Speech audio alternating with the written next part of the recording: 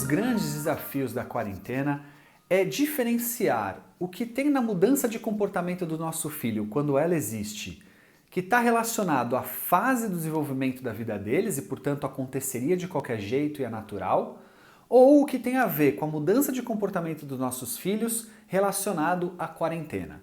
Eu vou dar um exemplo. Talvez você tenha uma criança em casa e tenha notado que ela ficou mais agressiva, que está mais difícil lidar com ela. E aí você se pergunta, poxa, tem a ver com a quarentena ou é a fase da vida dele? Ou isso já aconteceria de qualquer jeito? Até mesmo para nós que somos profissionais da área fica difícil de responder isso.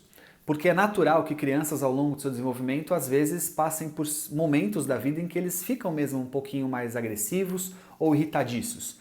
Aquela fase que, por exemplo, ele começa a dizer que quer o próprio espaço, ou que ele reconhece que ele e a mamãe não são a mesma pessoa e, portanto, ele passa a testar quais são os limites dessa relação. É natural. E aí, nessa hora, independente da quarentena, aconteceria mesmo. No entanto, também é natural que um filho possa, de alguma forma, ser impactado pelo que a quarentena tem trazido para nós. Nós estamos mais ansiosos, mais angustiados, às vezes mais amedrontados. E é natural que os filhos sintam essa energia e, portanto, possam apresentar algum tipo de comportamento, entre eles irritabilidade e agressividade. Bom, para que a gente não erre, talvez possamos pensar da seguinte forma. Seja lá por um motivo ou por outro, nosso papel de pai e mãe será lidar com essa situação e ajudar os nossos filhos a lidar com ela. E uma boa maneira de ajudar os filhos a lidar com as suas emoções é fazê-los reconhecer quais são os focos que levam ao desenvolvimento daquela emoção. Por exemplo, se o filho está mais agressivo, o que tem levado ele a demonstrar essa agressividade? É a relação com o irmão que está mais complicada? É porque ele tem ouvido mais não?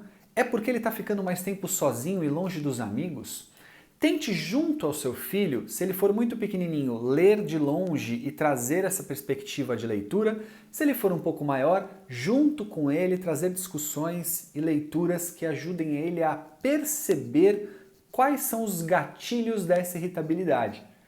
Veja, a ideia não é que ele não se irrite, mas é que ele reconheça quais são os gatilhos que fazem ele se irritar e, portanto, possa evitar mais vezes ficar irritado. Você também, como pai ou como mãe, pode ir no foco do problema, né? Se você descobrir que, por exemplo, a relação com o irmão está mais complicada porque o seu filho tem um irmão pequeno e agora que ele não vai para a escola, ele passa o dia inteiro com o irmão menor ali no pé dele, querendo atenção, querendo brincar junto, querendo as coisas dele e tal, é natural que o seu filho esteja mais irritado e mais agressivo, não por conta só da quarentena, mas porque ele está convivendo mais com o irmão menor e que exige muito dele.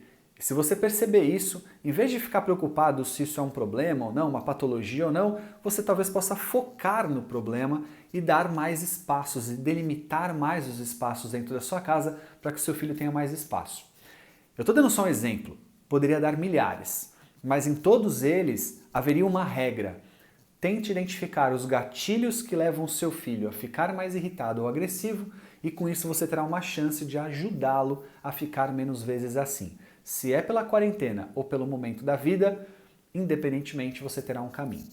Agora, é fato que eu poderia aqui passar horas falando com vocês e não atingiria todos os motivos que levam uma criança ou adolescente a mudar de comportamento e quais seriam todas essas mudanças.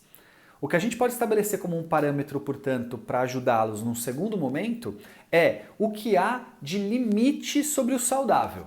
E eu diria para você que um dos limites é o desenvolvimento da vida.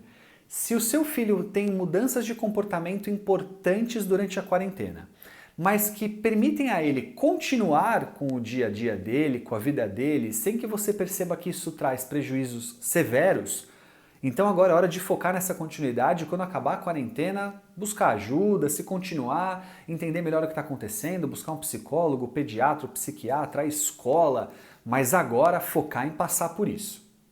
No entanto, pode ser que tenha atingido um limite, e este limite indica, por exemplo, uma agressividade que envolve agressão física, ou até mesmo agressão ao próprio corpo.